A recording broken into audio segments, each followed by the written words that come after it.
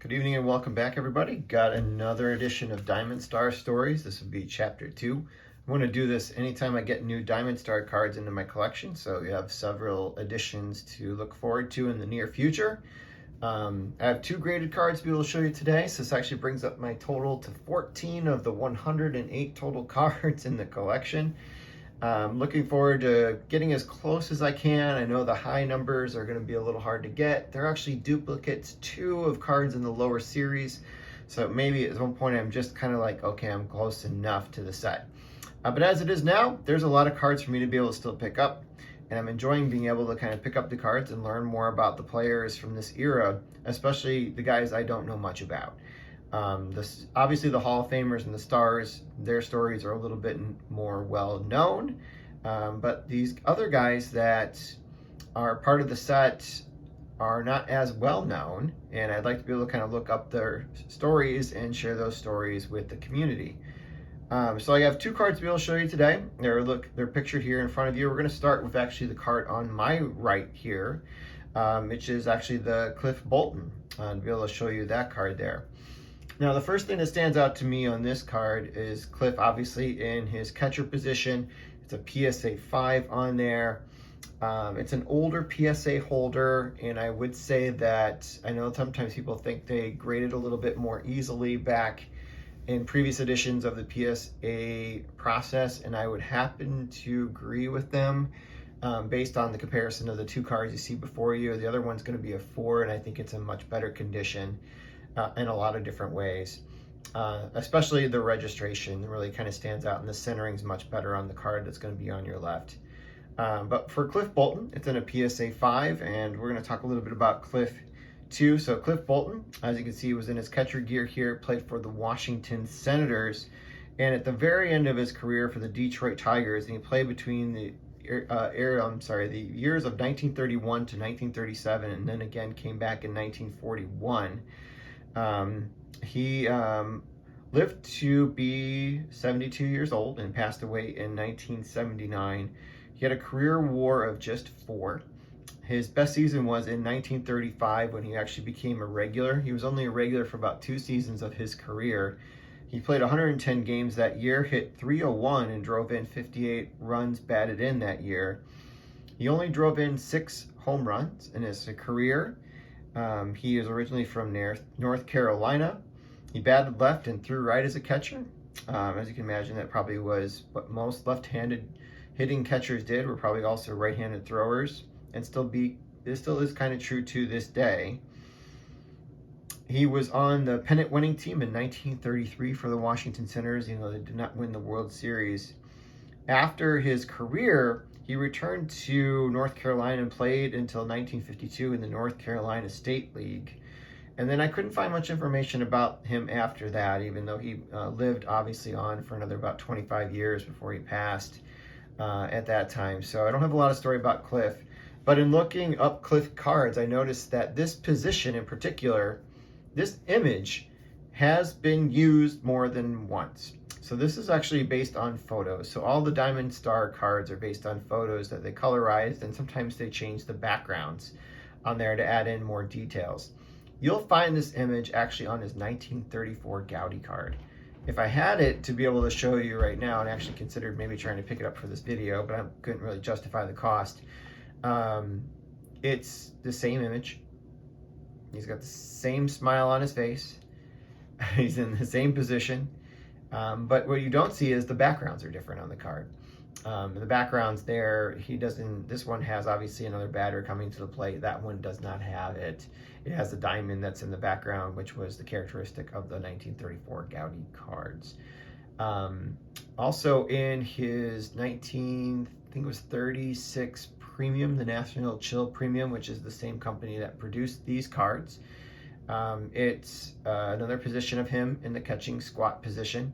It's a black and white photo. That one's a little bit more affordable. Did consider maybe picking that one up to show you kind of the differences in there, but he's against a grandstand in there. So it's just a little bit different image. You can see it's been changed for the purposes of this card. And it's been the same image used with 3 different backgrounds and 3 different cards across 3 different sets and 2 different manufacturers, which I think is kind of interesting. He's got a few more cards during the era, but again, he was typically a backup player. If people know more about Cliff, feel free to kind of let me know. I'd love to be able to learn a little bit more about him. I wish I had a little bit more information to share, but I just don't. The same is not true on the card on your left, and that is going to be Red Rolfe. Probably longtime Yankee fans probably are kind of familiar with the name. It was a name I wasn't as familiar with, but he was on the Bronx Bombers. He was a featured player on the Bronx Bombers, as I kind of learned pretty quickly as I read through it. He was an all-star from the Bronx Bombers too, so shame on me for not knowing a little bit more about Robert Red Rolfe. So he was 61 years old at the time of his passing and was an active player between 1931 and 1942, so his career was a little bit short. He was from New Hampshire originally and was a graduate of Dartmouth College and went on to play for the New York Yankees exclusively during his career. He ended with a career WAR of 29.1.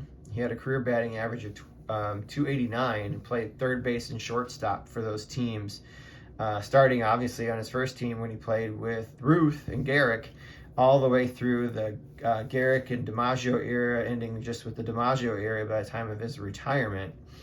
So he was on some great teams there. He appeared in the World Series 6 times, winning 5 World Series. As I mentioned, a 4-time All-Star between 1937 and 1940. He led the league in triples in 1936. He led the league in plate appearances in 1937. In 1939, probably his best season, he led the league in runs, hits, doubles, and batted .329 that season as well. So he retired after the 1942 season and then kind of explored some other endeavors, which included him going to Yale University and coaching the baseball and basketball team between 43 and 46. And then briefly, he actually coached the Toronto Huskies, which was a professional basketball team, from 46 to 47. And then he actually came back to the major leagues and actually was the manager of the Detroit Tigers for a 4-year stint from 49 and through 1952. This is actually the reprint edition of this card. So this is actually from the reprint set that was from the 1980s. I would love to show you that one day. It was a set that my dad purchased for me. Actually, both my parents purchased for me back in the 80s, thinking it would be a really cool thing to share with me. And I've kept it ever since this day.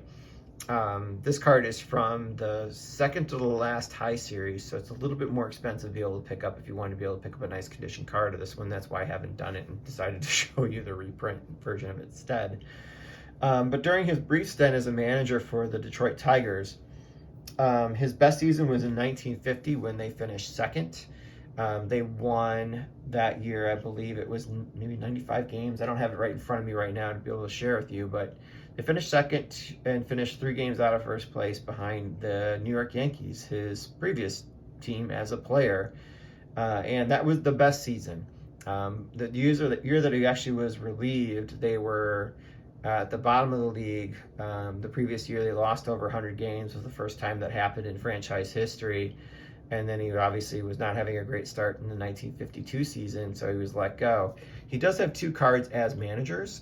This would be the 1951 Bowman and then again the 1952 Topps here that I'm showing for you right now. Looks like knocked Clift around, didn't mean to do that. And he has several cards of the players too, from the Gowdy cards and things like that, because he was obviously a featured player on the Yankee teams during that era. So it's not just a Diamond Star card that you can be able to pick up. After his playing days were over and after he was done managing, he actually went on back to his alma mater, Dartmouth, and was the athletic director for many, many years, from 54 all the way to 67, which was shortly before, unfortunately, the untimely death for him and a year and a half later from an extensive bout with kidney disease. So those are the 2 guys I have to share with you tonight. I'll probably hopefully have a few more after next month's Chicago Sports Spectacular, and I hope you guys enjoyed this. Please feel free to leave some comments and let me know what you thought. Feedback is greatly appreciated. Hope you guys are enjoying this series, and it'll be an ongoing series until we actually got this set complete. So I'm happy to be able to kind of move up to now 14 cards in the set.